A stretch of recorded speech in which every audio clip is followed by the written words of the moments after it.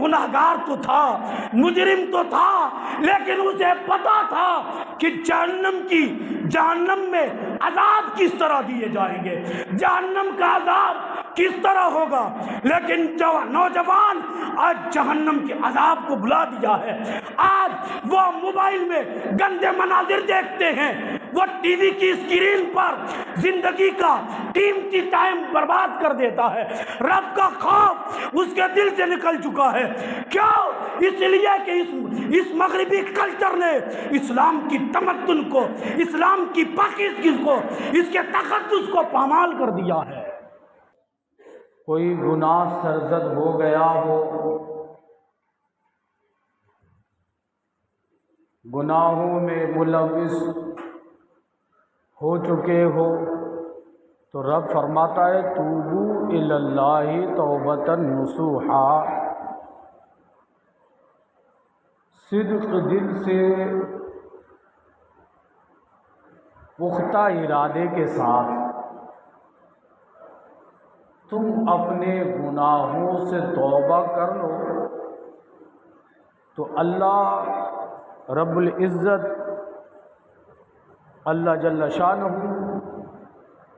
تمہارے گناہوں کو، تمہاری لغزشوں کو، تمہارے خطاؤں کو معاف فرما دے گا، تمہارے گناہوں کو بخش دے گا۔ اور رب کے نزدیک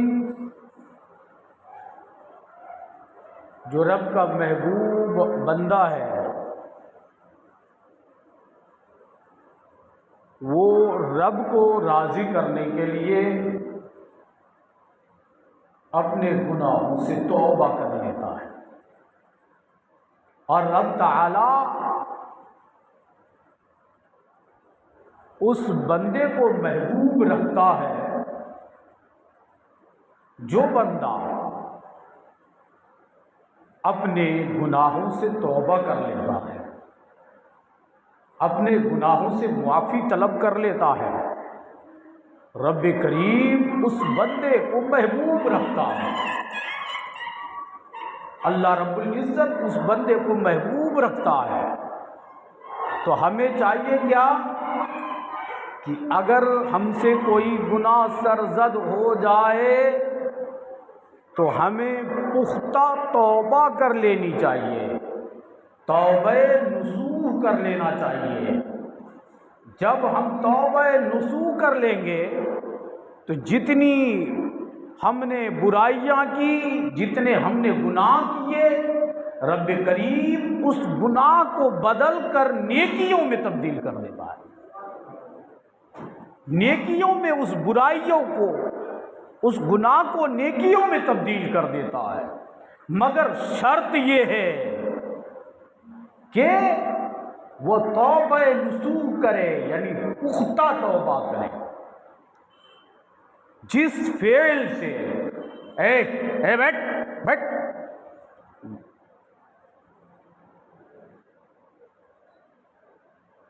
بیٹھک لگا رکھا ہے، درود شریف پڑھو، اللہم صلی علی سیدنا و مولانا محمد بارک وسلم، صلو علیہ صلاۃ و سلام علیک یا رسول اللہ صلی اللہ تعالی علیہ وآلہ وسلم۔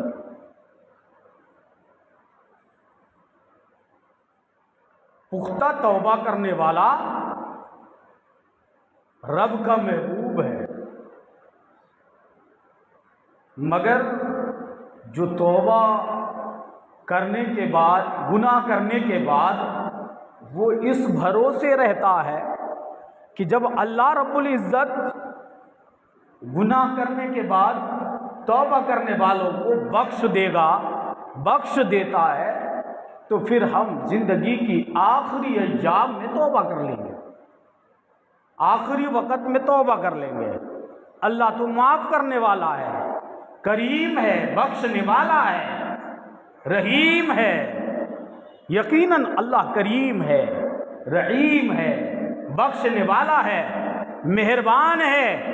لیکن میں آپ سے پوچھنا چاہتا ہوں، آپ کی عمر کتنی ہے؟ آپ کب مرو گے؟ اس کا اندازہ آپ کو ہے؟ آپ جانتے ہو؟ نہیں جانتے، ہمیں پتہ نہیں۔ کہ ہماری موت کب آئے گی، کب ہمیں اس دنیا کو چھوڑ کے جانا پڑے گا۔ جب ہم اس دنیا کو چھوڑ کے جائیں گے اس کا علم نہیں ہے، اس کے بارے میں ہم نہیں جانتے۔ جب ہم اس کے بارے میں نہیں جانتے تو پہلے ہی توبہ کر لینا چاہیے، پہلے ہی توبہ کر لینا چاہیے، اپنے گناہوں سے اس بھروسے نہیں رہنا چاہیے۔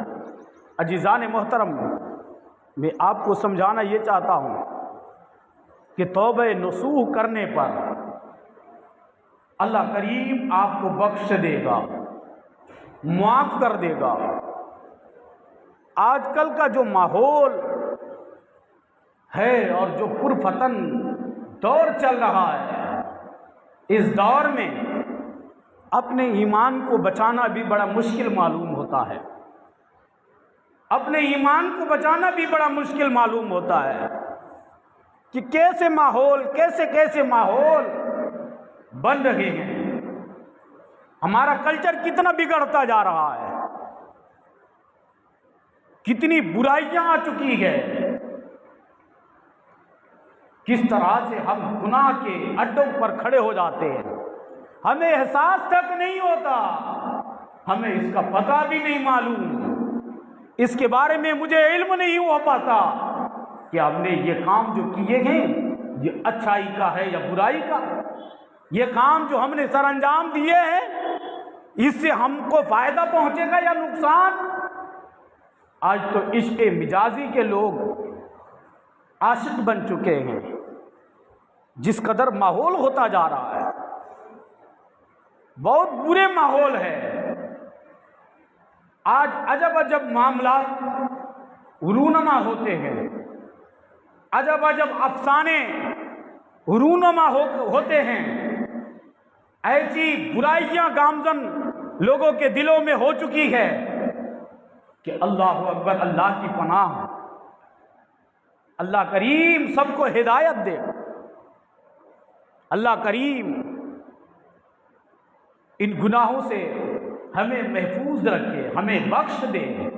لیکن میں ایک بات پوچھنا چاہتا ہوں، آج کل کا جو ماحول ہے، سب سے بڑی برائیاں جو آ رہی ہے، ہمارے کلچر کو جو چیز بگاڑ رہی ہے، اس کلچر کا نام موبائل ہے، موبائل، ٹیلی فون، یہ کلچر ہمارا بگاڑ رہا ہے۔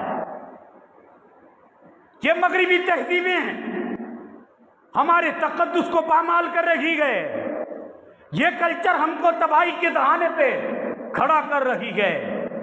یہ موبائل ہے، موبائل کے دہانے پر موبائل ہر گھر میں آ گئی، موبائل ہر گھر میں لا لیے گئے، اور ہر گھر میں وہ موبائل کے ذریعے سے ہر دن ایک گناہ کے اڈوں کو سر انجام دیا جاتا ہے۔ ایک فحش چیزیں اس موبائل کے ذریعے سے ہم سر انجام دیتے گئے، کوئی برسرے راہ کرتے ہیں اور کوئی بند کمرے میں ایسے گندے گندے مناظر وہ اپنی آنکھوں سے دیکھتے گئے کہ ان کی آنکھیں کانپ جاتی ہے، لیکن اس کے شعور ہی نہیں، اس کو پتہ بھی نہیں کہ میں نے کیا گناہ کر لیے، کون سی خطائیں ہم سے سرزد ہو گئی۔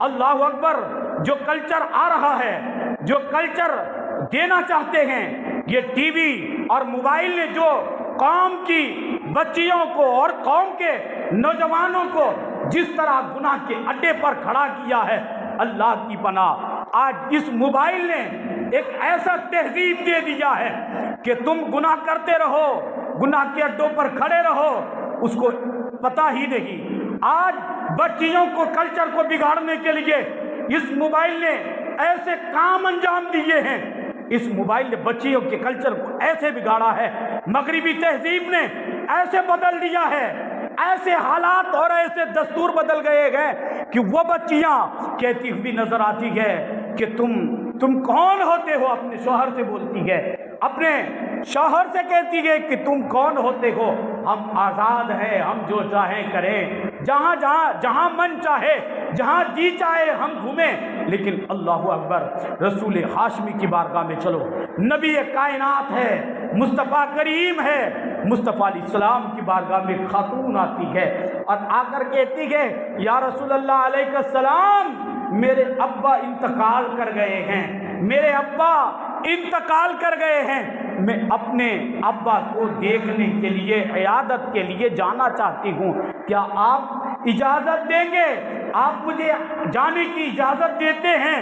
لیکن میرے شوہر نے جانے کو منع کہا ہے، میرے شوہر نے اجازت نہیں دی ہے کہ تمہارے والد انتقال کر گئے ہیں، تم اپنے والد کو دیکھنے کے لیے نہیں جا سکتی۔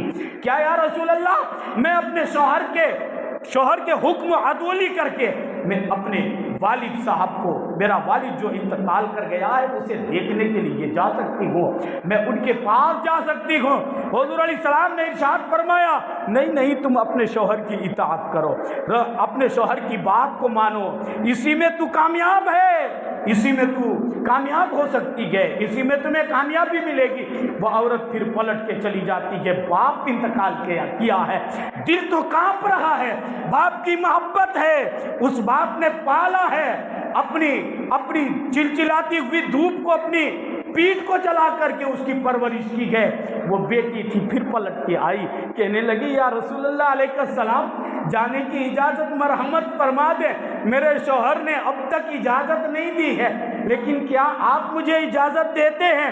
رسول کائنات فرماتے نہیں میری شہزادی نہیں، میں تمہیں اس بات کی اجازت نہیں دے سکتا کہ جب تک تیرا شوہر راضی نہ ہو جائے، جب تک تیرا شوہر اجازت نہ دے تب تک میں تمہیں اجازت نہیں دے سکتا، میں نہیں دیتا تمہیں اجازت۔ اللہ اکبر، وہ بچی پھر پلٹ کے جاتی ہے گھر کو، پھر بے قرار ہو کر کے پھر مصطفیٰ کریم کی بارگاہ میں آتی ہے، کہتی یا رسول اللہ علیہ السلام کیا میں جا سکتی ہوں؟ مصطفیٰ کریم فرماتے ہیں نہیں تم نہیں جا سکتی ہو جب تک تیرا شوہر اجازت نہ دے دے، جب تک تیرا شوہر جانے کی اجازت نہ دے دے، یہاں تک کہ اللہ اکبر اپنے شوہر کی باتوں پر عمل کرتی ہے اور ان کے باپ کو کفن دفن کر دیا جاتا ہے، تدفین کر دیے جاتے ہیں، اس کے باپ دفن کر دیے جاتے ہیں۔ اللہ اکبر، رات ہوئی ہے، رات میں پوری رات وہ بچی وہ روتی رہی ہے، باپ کی محبت ہے، باپ کی محبت کے خاطر رات بھر روئی ہے، آنکھ لگی تو اپنے بابا کو خواب میں دیکھتی ہے، اپنے بابا کو دیکھ کر بلک کے روتی ہے۔ وہ بچی کہتی بابا بتاؤ آپ کے ساتھ کیا معاملات ہوئے، قبر میں کیا کیا معاملات ہوئے؟ اس کے بابا جان کہتے ہیں، اس کے والد صاحب کہتے ہیں، اس کا پیتا جی بولتے ہیں کہ بیٹی تم نے اپنے شوہر کی اطاعت کی، اور جب تم نے اپنے شوہر کی اطاعت کی تو رب کریم نے تو اپنے شوہر کی اطاعت کی تھی، اس کے بدلے میں رب کریم نے میرے گناہوں کو درگزر فرما دیا ہے اور میرا مقام اور میرا ٹھکانہ بہشت بری میں کر دیا ہے۔ کیا کلچر تھا؟ مصطفیٰ نے ہمیں کیا سکھایا؟ یہ کون سا کلچر ہے؟ جہاں چاہو گھومو، کوئی روکنے والا ہوتا کون ہے؟ بتانے والا کون؟ آج کل کی بچیوں کے کلچر کو بگاڑنے کے لیے سب سے بڑا ہاتھ موبائل کا ہے۔ اس موبائل نے بچیوں کی کلچر کو بگاڑ دیا۔ ایسا معاشرہ، ایسی گندگیاں، فحش چیزیں، گندے گندے تصاویر۔ اللہ اکبر، ذرا اس بات پر تو غور کرو۔ تمہارا خیال ہے کہ ہم بند کمرے میں بستر میں بیٹھ کر کے گندے مناظر دیکھ لیتے ہیں، لیکن کیا تیرا اس بات پر خیال نہیں؟ کیا تو اس بات پر غور نہیں کرتے کہ دنیا کو دیکھنے، دنیا والے اس فعل کو دیکھے تو تم پر لعن طعن کرے، لیکن جب تو بند کمرے میں اسے گندے مناظر کو دیکھتے، لیکن کیا تیرا یہ خیال ہے کہ رب ذوالجلال تمہیں نہیں دیکھتا؟ رب ذوالجلال کے بارے میں تیرا کیا خیال ہے؟ رب ذوالجلال تو ہر اچھی اور بری چیز کو دیکھتا ہے۔ تیرے ساتھ دو فرشتے کرامن کاتبین تمہارے اچھے برے اعمال لکھنے پر مقرر ہیں، وہ فرشتے تمہارے اچھے برے اعمال لکھتے ہیں، اس کے بارے میں تیرا کیا خیال ہے؟ کل قیامت کے دن کے بارے میں تیرا کیا خیال ہے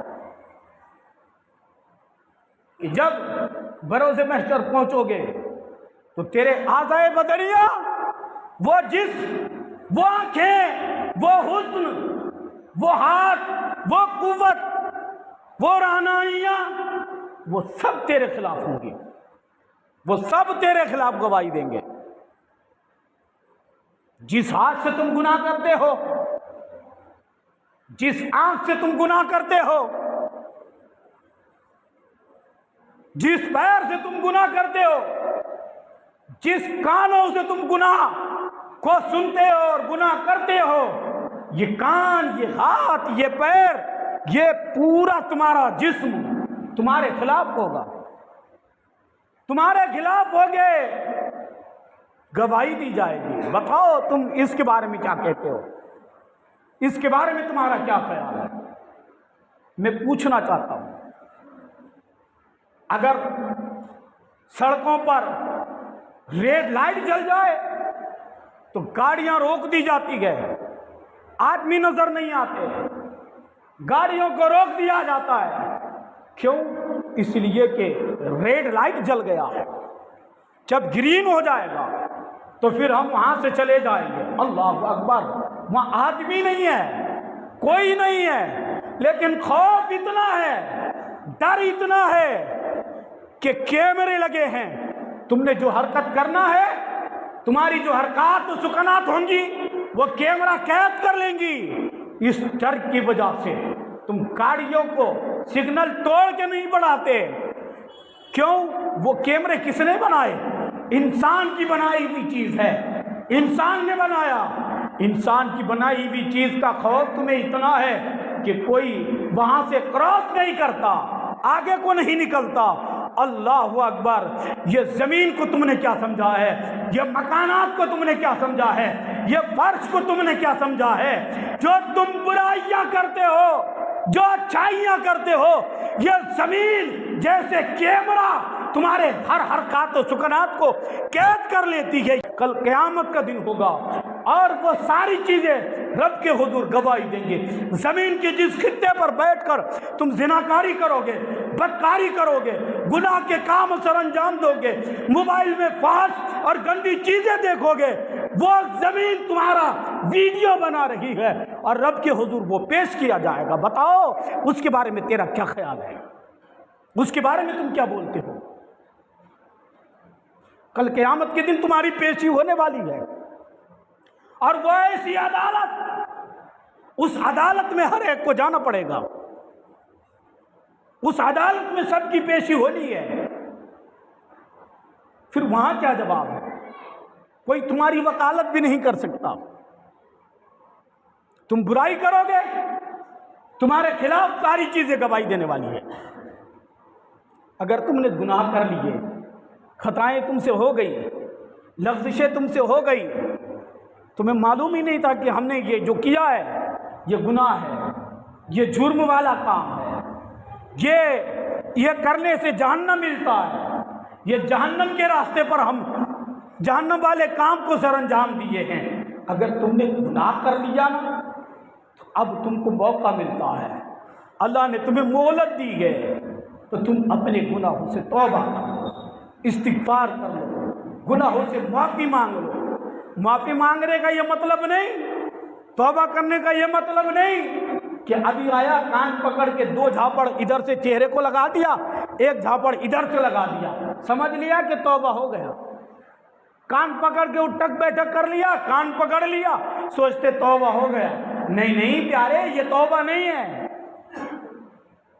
توبہ یہ ہے کہ اس گناہ سے پختہ توبہ کرنا، اور وہ گناہ کبھی مت کرنا، وہ گناہ کی طرف کبھی اپنے پیر کو نہ جمانا۔ یہ ہے توبہ۔ رب کو راضی کرنے کے لیے رونا، گڑ گڑانا، آنسو بہانا، یہ پختہ توبہ ہے۔ اچھا، آپ نے جو توبہ کر لی تو آپ کا توبہ قبول ہوا کہ نہیں، آپ کو کیسے معلوم پڑے گا؟ کہ ہم نے جو توبہ کیا ہمارے توبہ کو رب ذوالجلال نے قبول کیا کہ نہیں کیا، ہمارے گناہوں کو بخشا کہ نہیں، ہمارے توبہ قبول ہوئے کہ نہیں؟ کیسے معلوم پڑے گا تمہیں؟ معلوم اس طرح پڑے گا کہ توبہ اگر تمہارا مقبول ہو جائے، تیرا توبہ قبول ہو جائے، تو برائی کی طرف تیرا دل نہ جائے گا، نیکی کی طرف تمہارا دل جم جائے گا۔ یہ توبہ قبول ہونے کی دلیل ہے۔ برائی سے تیرا دل پھر جائے گا، نیکی کی طرف تیرا دل لگ جائے گا۔ ایسا نہیں ہوتا ہے آج، ایسا نہیں ہوتا کہ مسجدوں میں آئے، مساجد جتنے بھی ہیں جہاں بھی ہیں، مساجدوں میں لوگ آتے نا تو جو ائمہ حضرات ہیں ان کو کہتے بھائی آپ کو گھڑی دکھائی نہیں دیتی کیا؟ بولتے کہ نہیں بولتے؟ 1 منٹ برداشت نہیں ہوتا ان کو، 1 منٹ۔ اچھا بازار میں جا کر ایسے ایسے فوج کام انجام دیں گے، اس کو 1000 منٹ وہاں برداشت۔ جہاں دینی محافل ہو، بولو کہ 10 بجے تک کے پروگرام ہونا ہے، بولتے کہ نہیں؟ 10 بجے تک، اگر 10:10 ہو جائے، نہیں، جو آپ لوگ ٹائم کا پابندی نہیں کرتے، 10 منٹ برداشت نہیں ہوتا۔ ہاں اسی کو بولو کہ چلو بھائی ناچ دیکھنے کے لیے، ڈرامے دیکھنے کے لیے، فلم دیکھنے کے لیے، گانے اور رقص و سرود کی محفلیں جہاں منعقد ہوتی ہے وہاں چلو دیکھنے کے لیے، تو 1 گھنٹہ کیا 2-4 راتیں کم پڑ جاتی ہیں۔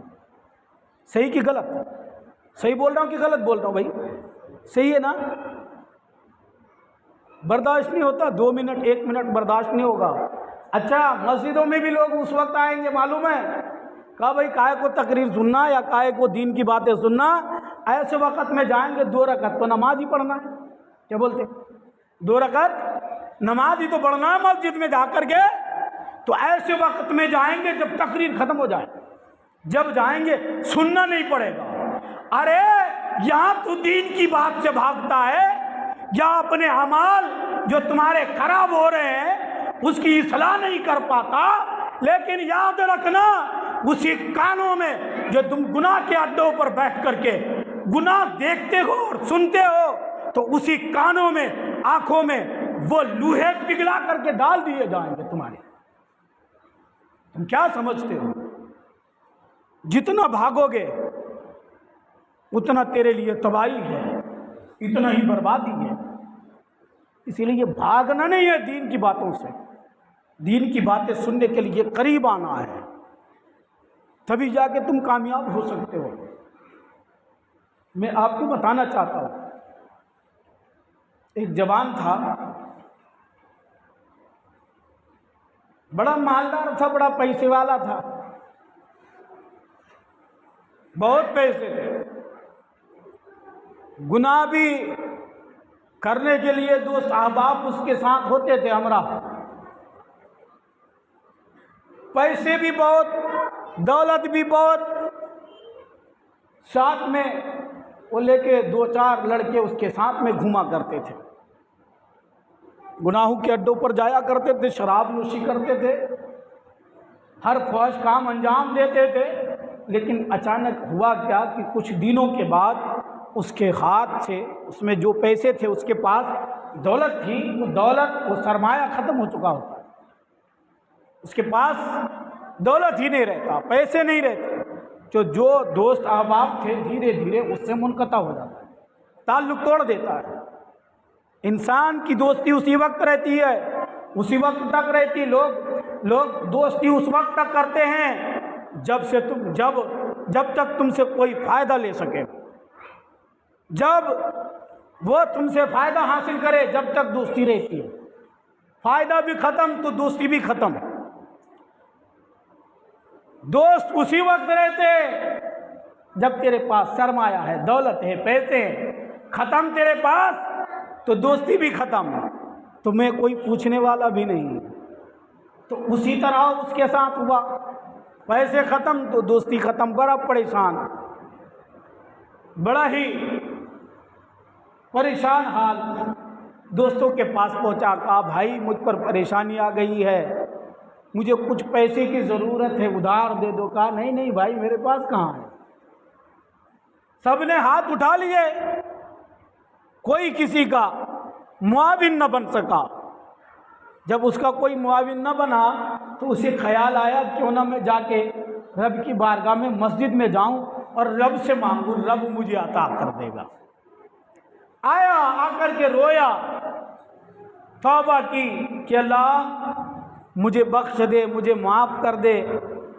دوست بھی ہمارے ساتھ سے دور چلے گئے، میرے پاس دوست بھی نہیں رہا۔ مولا تو ہی کریم ہے، بخش دے، کرم فرما، مجھے دولت دے دے۔ اتنا دعا کی تو رب ذوالجلال نے فرشتوں سے فرمایا، فرشتوں جاؤ، میرے بندے نے مانگا ہے تو جا کے اس کی حاجت پوری کر دے۔ فرشتوں نے عرض کی، مولا وہ گناہوں کو چھوڑنے کی وجہ سے نہیں آیا، تجھے راضی کرنے کی غرض سے نہیں آیا، وہ گناہوں سے علاحدہ ہو کر نہیں آیا، بلکہ اس کے پاس دولت ختم ہو گئے، پیسے ختم ہو گئے جب آیا۔ تو رب ذوالجلال نے فرمایا دے دے اس کو، دے دیا گیا، لے لیے، پھر وہی کام وہی انجام۔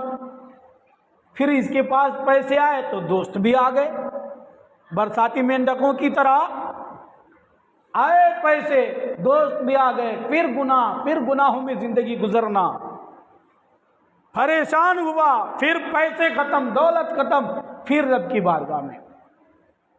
کنز الاموال میں روایت ہے کہ ایک بار نہیں 70 بار وہ رب کی بارگاہ میں توبہ کیا، پھر توبہ سے منحرف ہو گیا، پھر وہی کام انجام دیے۔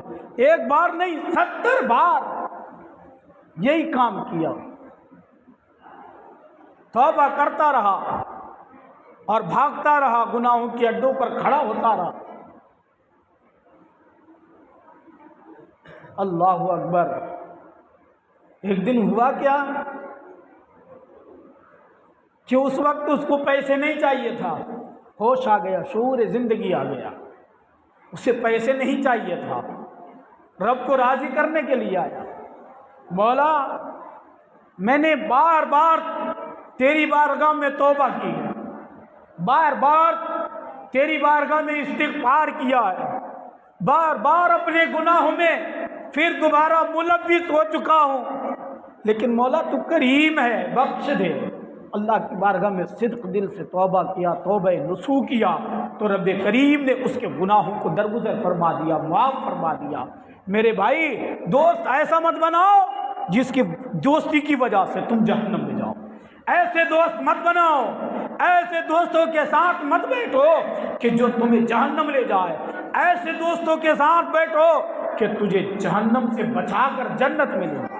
ایسے دوست بناؤ، ایسے دوست مت بناؤ کہ جو دوست تمہیں گناہوں کی طرف لے جائے، وہ دوست نہیں ہے، دشمن ہے تمہارا، وہ تمہیں برباد کرنا چاہتا ہے، وہ تمہیں تباہ کرنا چاہتا ہے۔ میں ایک روایت پیش کرنا چاہتا ہوں، حضرت عمر فاروق رضی اللہ تبارک و تعالی عنہ مسجد نبوی سے باہر نکل رہے تھے، غور سے سننا دل کے کانوں سے۔ حضرت عمر فاروق مسجد نبوی سے باہر نکل رہے تھے تو مسجد نبوی کے باہر، صحن کے باہر ایک نوجوان تھا، روتا بلکتا ہوا آیا اور اتنا رو رہا تھا کہ اس کی داڑھی اور پیرہان جو پہنا تھا کپڑے وہ بھیگ چکے تھے۔ حضرت عمر فاروق نے دیکھا، جب اس کو رضی اللہ تبارک و تعالی عنہ جب اس کو دیکھا تو حضرت عمر فاروق نے اس کو دیکھنے کے بعد، اس جوان کو دیکھنے کے بعد اتنا رو پڑے کہ حضرت عمر فاروق کی داڑھی مبارک اور پیرہان مبارک تر ہو گئے، آنسوؤں سے بھیگ گئے۔ حضرت عمر فاروق نے بھیگی ہوئی پلکوں سے کہا، نوجوان بتاؤ کس غم نے تجھے رلایا، پریشانی کیا ہے؟ اس نوجوان نے بولا، یا عمر ابن الخطاب، میں اپنی کہانی، اپنے جرم کے داستان آپ سے نہیں بتاؤں گا۔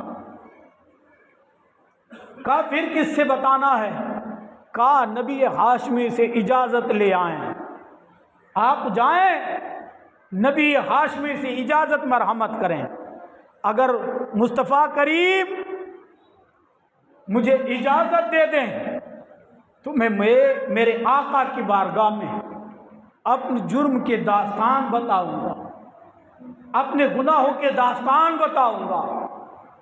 حضرت عمر فاروق پہنچے حضور نبی رحمت صلی اللہ علیہ وسلم کی بارگاہ میں۔ حضور نے حضرت عمر فاروق کو دیکھ کر ارشاد فرمایا، عمر بتاؤ کس غم نے تجھے رلایا ہے، رو کیوں رہے ہو، آنسو کیوں بہا رہے ہیں، بات کیا ہے؟ حضرت عمر فاروق کہتے یا رسول اللہ ایک جوان آیا ہے، صحن کے باہر ہے، دروازے کے باہر ہے، اس کے رونے کو دیکھ کر میں رو پڑا ہوں۔ یا رسول اللہ وہ آپ سے ملاقات کرنا چاہتے ہیں، آپ سے ملنا چاہتے ہیں، آپ کی بارگاہ میں آنا چاہتے ہیں۔ حضور نبی رحمت صلی اللہ علیہ وسلم ارشاد فرماتے ہیں، عمر ان کو اجازت دے دو، آنے کی اجازت ہے، ان کو بلا لاؤ۔ حضرت عمر فاروق رضی اللہ تعالیٰ عنہ اس نوجوان کو یہ مژدہ سناتے ہیں کہ حضور نبی رحمت صلی اللہ علیہ وسلم نے تجھے اجازت مرحمت کر دی ہے، آنے کی اجازت دے دی ہے۔ وہ نوجوان حضور کی بارگاہ میں آئے، حضور علیہ السلام کی بارگاہ میں جب حاضر ہوئے تو سلام پیش کیے، سلام پیش کرنے کے بعد حضور کی بارگاہ میں بیٹھ گئے۔ مصطفیٰ جان رحمت صلی اللہ علیہ وسلم نے ارشاد فرمایا، جوان تیرا جرم کیا ہے، رونے کی وجہ کیا ہے، رونے کے سبب بتا دے۔ وہ نوجوان عرض کرتے یا رسول اللہ مجھے آپ کی بارگاہ میں اپنے جرم کے داستان بیان کرتے ہوئے حیا آتی ہے، شرم آتی ہے، میں کیسے بولوں، کیسے بتاؤں؟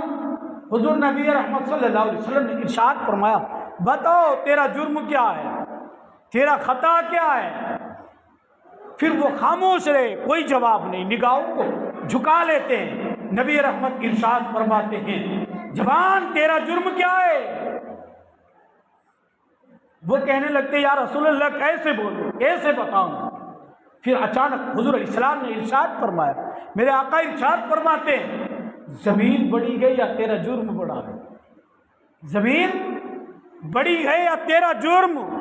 کہنے لگتے یا رسول اللہ کائنات کی جتنی زمین ہے میرے جرم کے آگے وہ چھوٹی پڑ جائے گی، زمین چھوٹی ہے، میرا جرم بڑا ہے۔ پھر حضور علیہ السلام ارشاد فرماتے ہیں، بتاؤ یہ آباد خلق، یہ پوری دنیا سے تیرا جرم بڑا ہے؟ کہنے لگتے یا رسول اللہ یہ پوری دنیا چھوٹی پڑ جائے گی، میرا جرم بڑا ہے۔ پھر حضور علیہ السلام ارشاد فرماتے ہیں، آسمان بڑا ہے یا تیرا جرم؟ کہنے لگتے یا رسول اللہ علیہ السلام آسمان چھوٹا ہے، میرا جرم بڑا ہے۔ پھر حضور نبی رحمت فرماتے ہیں، عرش و کرسی بڑی ہے یا تیرا جرم؟ کہتے یا رسول اللہ میرا جرم بڑا ہے۔ پھر حضور علیہ السلام ارشاد فرماتے ہیں، تیرا جرم بڑا ہے یا رب کریم کی ذات بڑی ہے؟ وہ جوان بولتا ہے، یا رسول اللہ علیہ السلام رب کی ذات تو بہت ہی عظیم ہے،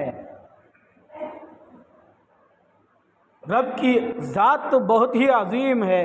پھر مصطفیٰ علیہ السلام ارشاد فرماتے ہیں، میرے آقا کریم فرماتے ہیں، رب عظیم ہی جرم عظیم کو معاف کر دیتا ہے۔ بتاؤ تیرا جرم کیا ہے، تیرا جرم بتاؤ۔ کہنے لگتے یا رسول اللہ علیہ السلام میں 20 سال سے کفن درزی کا کام کیا کرتا ہوں۔ غور سے سننا، دل کے کانوں سے سننا، جوانوں دل کی تختیوں پر ان باتوں کو اتار کے جانا، اور آج کے بعد تم گناہ کو چھوڑ دینا، توبہ کر لینا۔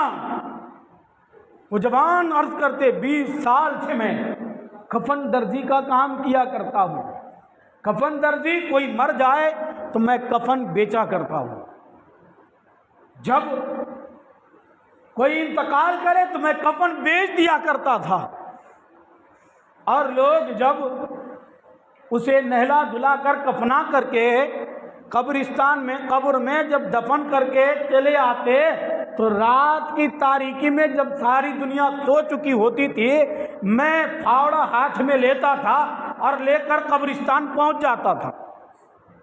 قبر کے اندر سے میں نے مٹی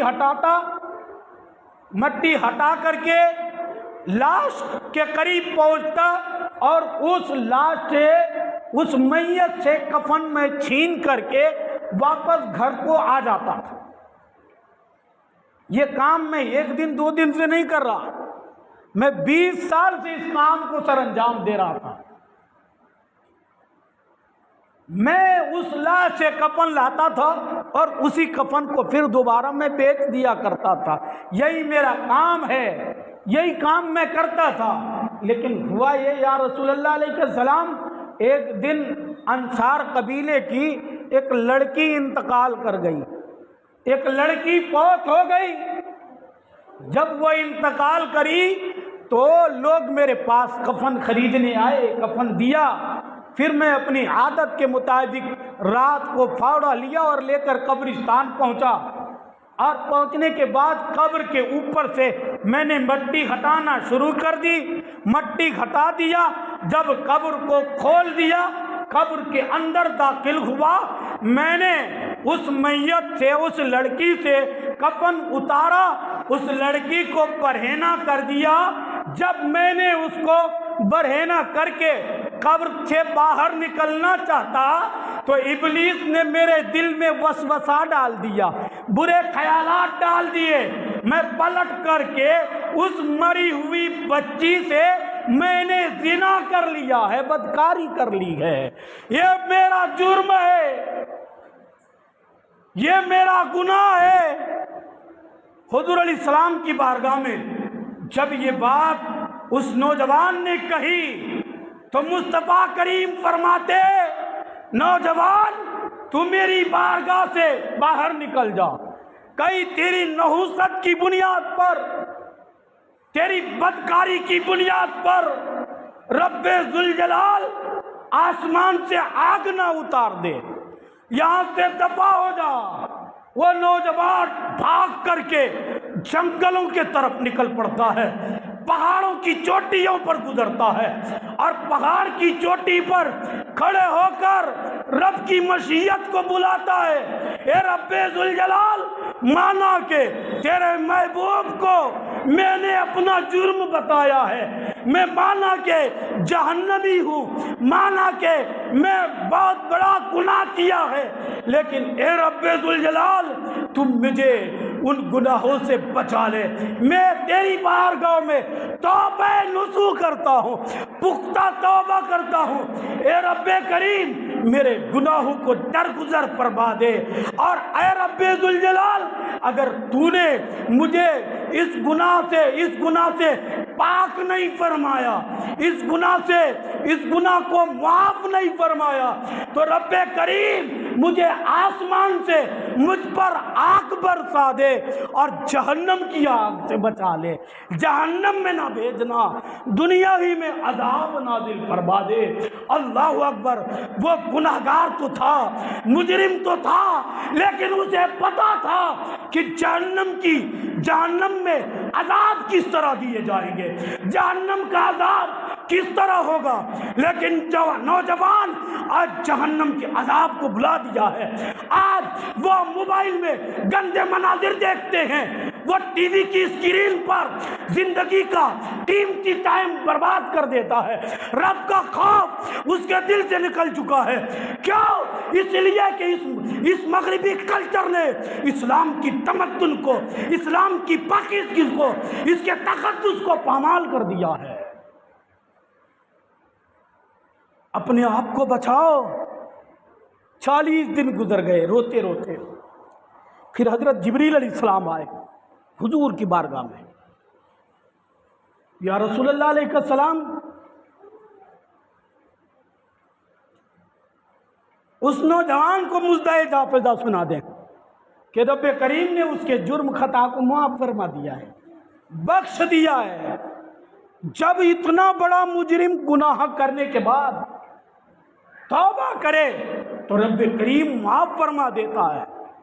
तो हमें भी तौबा करने से माफ़ी मिल सकती है, मगर तौबा नसूह होना चाहिए, पुख्ता तौबा होना चाहिए। हम तो तौबा नसूह नहीं करते, तौबा करते आज तौबा करते फिर कल गुनाहों में मुलव्विस हो जाते, आज तौबा की कल फिर गुनाहों के रास्तों पर। ऐसा पुख्ता तौबा करना, और इस आसरे में मत रहना कि हम उम्र के आखिर हिस्से में तौबा कर लेंगे। क्या भरोसा तुम जिंदा भी रहोगे, वो मौका भी मिलेगा या वो मौका नहीं मिलेगा। कोई भरोसा नहीं कब तेरी रूह निकल जाएगी, कब तू इस दुनिया से चले जाएगा। तो तुम्हें मोहलत दी है, बुढ़ापे में तौबा किया तो कोई कमाल नहीं है। कोई जवान अगर जवानी में 18 साल 19 साल की उम्र में कोई जवान तौबा करके रब की बारगाह में खड़ा होता है, गुनाहों को तर्क करके वो जब मसाजिदों की तरफ आता है, कुरान की तिलावत करता है, तो रब करीम फरमाता है फरिश्तों से, फरिश्तों देख मेरे उस बंदे को, मुझे राज़ी करने के लिए उसने हर गुनाह को तर्क कर दिया है, हर चीज़ को तर्क करके वो मुझे राज़ी करने के लिए मसाजिदों की तरफ रुख किया है। अजीज़ान मोहतरम, एक आदमी ने एक सवाल किया, उसका जवाब दे दूं, फिर इंशाअल्लाह ताला बात ख़त्म हो जाएगी। एक आदमी ने हमसे सवाल किया, जाई भाई कि हम हुजूर की तरह हैं, माअज़ल्लाह, बोलो ज़ोर से बोलो ना, माअज़ल्लाह है रब्बिल आलमीन। उसने बोला हम हुजूर की तरह हैं, हुजूर हमारे जैसा। मैंने कहा भाई तेरा मुंह पकोड़े जैसा, पकोड़े जैसा मुंह, बात करता है तू नबी की तरह हैं, बात करता है नबी की तरह। शक्ल तो देख, तेरा चेहरा देखे तो उल्टी आ जाए, और मुस्तफ़ा का चेहरा देखे तो मुस्तफ़ा को देखने के बाद अपनी गर्दनें कटाने को तैयार नहीं। तू अपना चेहरा देख, आईने में अपना चेहरा देख लेना एक बार, तू हुजूर की तरह है। तो कहा हम हुजूर की तरह हैं। मैंने कुछ बोला नहीं उसको, मैंने कहा ठीक है। ऐसी जगहों पर मैं जवाब देता भी नहीं किसी को। वो बैठ के दुकान में पेड़ा खा रहा था, कागज़ में, कागज़ में पेड़ा खा रहा था। पेड़ा समझते ना, बोलो ना यार, इतना तो समझ में आएगा ना, नहीं आता। पेड़ा खा रहा था, पेड़ा वो उठाया खा रहा था। खाने के बाद वो क्या किया, उस कागज़ को पेड़ा खाने के बाद फेंक दिया नाले में। वो नाला है ना, नाले में फेंक दिया, और जेब से कुछ पैसे निकाल करके दुकान वाले को दिया। 100 की नोट था इत्तेफाक से। मैंने देखा तो मैंने पूछा ज़रा रुक, तू जवाब मांगता है ना, तू कहता है ना हम हुजूर की तरह है, तो सुन मेरा जवाब। मैंने कहा कागज़ ये भी, कागज़ वो भी, बोलो ना भाई, कागज़ जिस पे तूने पेड़ा खाया वो भी कागज़, जो जेब से निकाल के दुकान वाले को दिया ये भी कागज़। तुमने पेड़ा खाने के बाद इस कागज़ को नाले में फेंक दिया, और उस कागज़ को जेब से निकाल के दिया, और जाहिर बात है उस कागज़ को तू अलमारियों में, बक्सों में, और जहाँ साफ जगह है और अच्छी जगह है जहाँ दरवाजे हम बंद कर सकते, ऐसी जगहों पर उस कागज़ को छुपा के रखते। क्यों? कागज़ ये भी, कागज़ ये भी। तो इस जिस कागज़ को तुमने नाले में फेंका उस कागज़ को जेब में डाल, और जो जेब में डाला था वो कागज़ नाले में डाल। कहा मौलाना बड़ा बेवकूफ़ मालूम होते हो। मैंने कहा क्यों?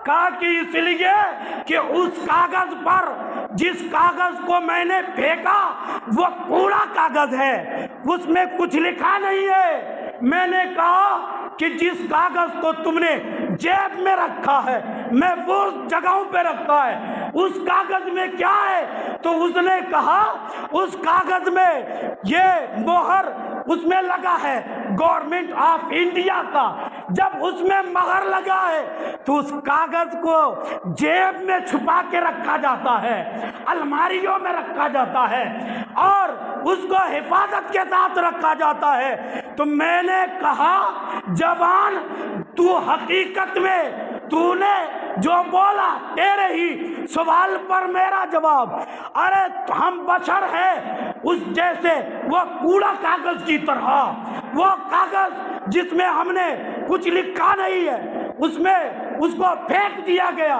اس میں کچھ چھپا نہیں ہے، اس کاغذ کو پھینک دیا جاتا ہے۔ ہم بشر ہیں اس کاغذ کی طرح، کوڑا کاغذ کی طرح، اور مصطفیٰ بشر ہے مہر والے بشر، مہر لگا ہے